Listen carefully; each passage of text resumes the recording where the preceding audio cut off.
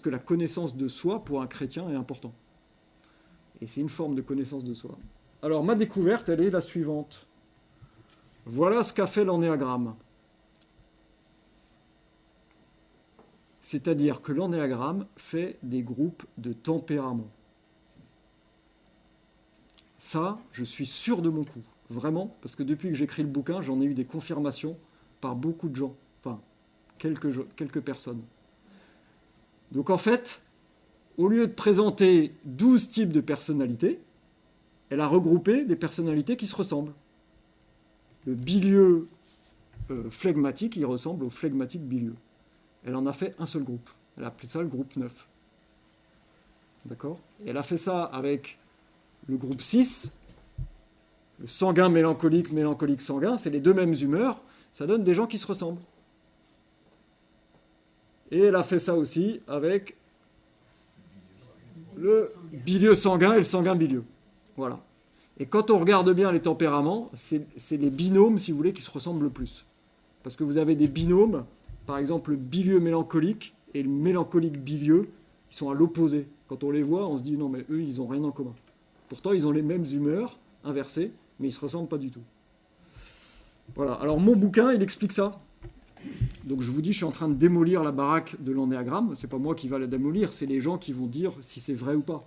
C'est-à-dire les gens qui vont lire, qui vont dire ben, effectivement c'est vrai. Pour l'instant, je n'ai que des gens qui m'ont dit c'est impressionnamment vrai. Surtout ceux qui sont dans les groupes où c'est mélangé. Et moi je fais le distinguo entre les deux pour expliquer ce qu'il y a dans tel ou tel tempérament. Voilà, donc ça c'était la question que je n'ai pas posée, mais d'où vient le succès de l'ennéagramme ? Le succès de l'ennéagramme vient du fait qu'il fait des groupes qui sont basés sur une réalité, et cette réalité, c'est la réalité des tempéraments. Mais elle ne le dit pas. Il ne le dit pas. Alors vous voyez que si c'est un truc qui a été révélé par un ange, c'est quand même un sacré escroc. Parce qu'il ne donne pas la clé de ce qu'il fait. Et il fait rentrer des gens comme ça dans le nouvel âge, la spiritualité du nouvel âge, etc. Et ça arrive à quoi ? Ça amène au bouddhisme, ce truc-là, et à la négation du péché originel. Parce que dans la doctrine de l'ennéagramme, on ne parle que des blessures d'enfance. Tous les problèmes, ça vient de nos parents et de nos éducateurs, qui n'ont pas fait ce qu'il fallait. C'est la psychologie moderne, elle dit ça tout le temps.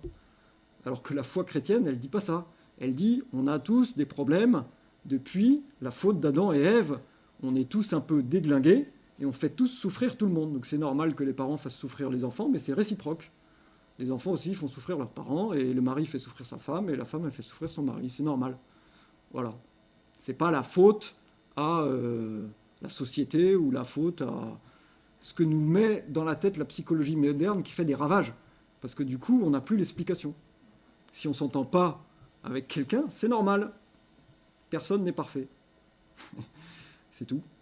C'est la psychologie chrétienne, elle devrait s'arrêter là. Et maintenant, tu vas te confesser. Voilà. Et ça ira mieux pour ton entourage.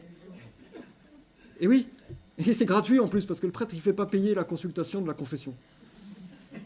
Et oui, mais vous comprenez bien que si tout le monde raisonnait comme ça, il n'y aurait plus personne dans les cabinets de psychologues. Parce qu'il y aurait du monde dans les confessionnaux. Et oui.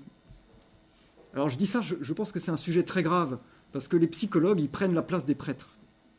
Et c'est même théorisé dans les théories de Freud. C'est les nouveaux prêtres. Voilà, je ferme la parenthèse, je suis un peu fâché avec cette habitude des prêtres de dire « Ah, mais c'est de la psychologie, c'est pas mon domaine. On leur apprend ça au séminaire, on leur inculque ça. » Mais bien sûr que si, c'est votre domaine, la psychologie. L'âme, c'est quoi ? C'est pas ce qu'on doit sauver. Donc c'est le domaine des prêtres. Et qu'est-ce qu'ils en savent, les autres, qui sont nourris de Freud, de Jung et de tout ça ? Qu'est-ce qu'ils font comme dégâts ? Ils en font des dégâts. Je vous le dis. Ils en font. Bon, voilà, je m'arrête, sinon je vais devenir jaune.